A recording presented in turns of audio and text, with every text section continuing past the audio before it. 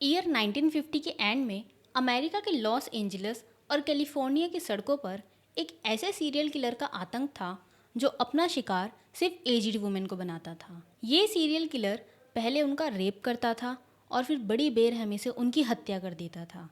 इस serial killer का इतना आतंक था कि काफ़ी औरतें घर से निकलने से घबराती थी। तो आज की इस वीडियो में हम उस सीरियल किलर के बारे में जानेंगे जिसे दुनिया बाउंसिंग बॉल किलर के नाम से भी जानती है। Hey everyone, welcome back to the another video. I am Bhavna and you are watching Bhavna clips. 28 मई 1959 को रूथ गुइन नाम की 57 ईयर की एक लेडी अपने काम पर से घर की तरफ आ रही थी। दोपहर का समय था और वो जिस रास्ते से जा रही थी वहाँ पर आसपास काफ़ी सारे पेड़ थे। तभी अचानक पेड़ के पीछे छिपा हुआ एक आदमी अचानक से रूथ के सामने आ जाता है।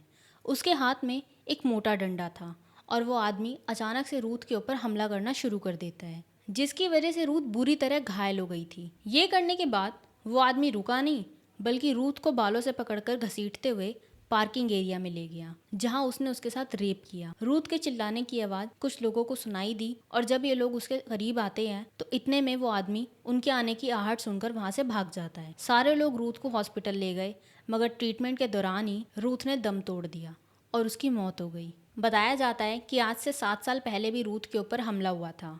जब वो किसी काम से बाहर जा रही थी तो एक कार में सवार आदमी ने उसे जबरन अंदर बैठाने की कोशिश की और रूथ ने जब वहाँ से भागने की कोशिश की तो उस आदमी ने पीछे से उसकी कमर में गोली मार दी। पर खुशकिस्मती से रूथ उस घटना में बच गई थी, मगर रूथ शायद आज इतनी भाग्यशाली नहीं थी और उसकी मौत हो गई। हालांकि ये घटना इस किलर से किसी भी तरह से रिलेटेड नहीं है। रूथ के मर्डर के 8 महीने बाद 29 जनवरी 1960 को अमांडा रॉकफेलो, एक 73 ईयर की महिला की गला दबाकर हत्या कर दी गई और उसकी लाश उसके घर से कुछ ही दूरी पर मिली। फिर 10 जनवरी 1960 को एन कॉटर नाम की 60 साल की महिला की हत्या तब कर दी गई जब वो चर्च जा रही थी।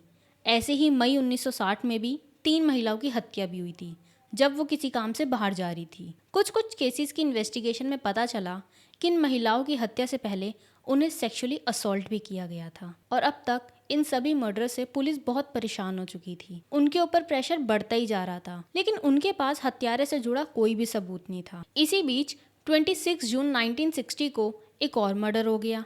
मर्सिडीज लेग्रॉन नाम की 72 ईयर्स की महिला का उसी के घर में रेप किया गया और फिर चादर से गला दबाकर उसका मर्डर कर दिया गया। लेकिन इस बार मर्डरर को क्लियरली देखा गया था, क्योंकि मर्सिडीज की एक फ्रेंड और रूम पार्टनर विलियम स्टोर से काम खत्म करके घर वापस आ रहे थे, तो उन्होंने एक आदमी को उसके अपार्टमेंट से बाहर जाते हुए देखा था। उस आदमी का कॉम्प्लेक्शन थोड़ा ब्लैक कलर का था।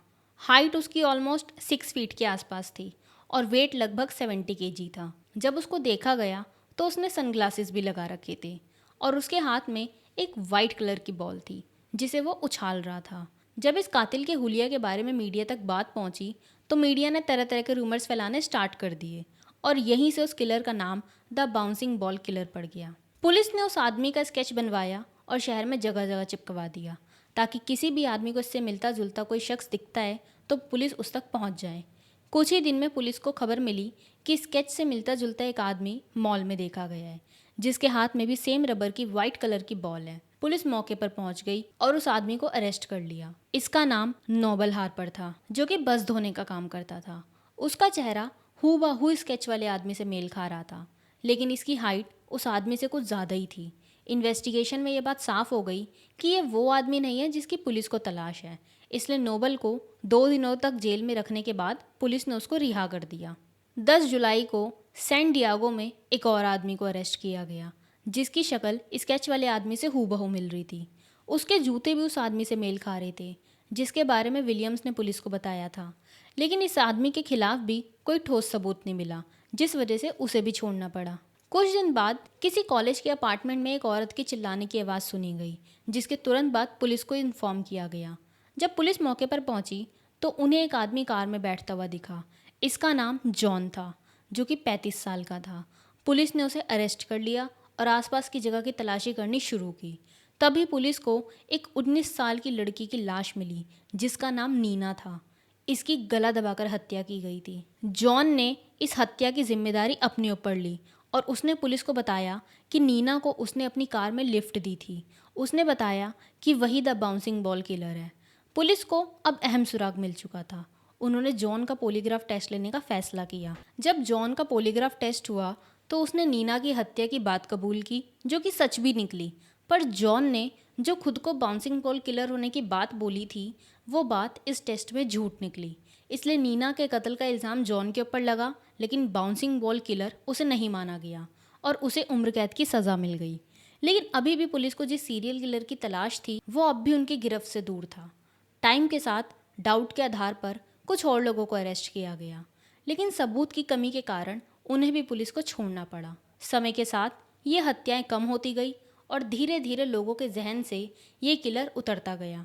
लेकिन आज भी ये रहस्य बना हुआ है कि द बाउंसिंग बॉल किलर कौन था, और आज की डेट में भी ये राज राज ही बनकर रह गया है। तो आपके क्या ओपिनियन है इस पूरे केस को लेकर, हमें कमेंट सेक्शन में ज़रूर बताएं। चैनल पर नए हैं तो चैनल को सब्सक्राइब कीजिए, वीडियो को लाइक कीजिए। मिलते हैं एक और नई वीडियो में किसी नए केस के साथ।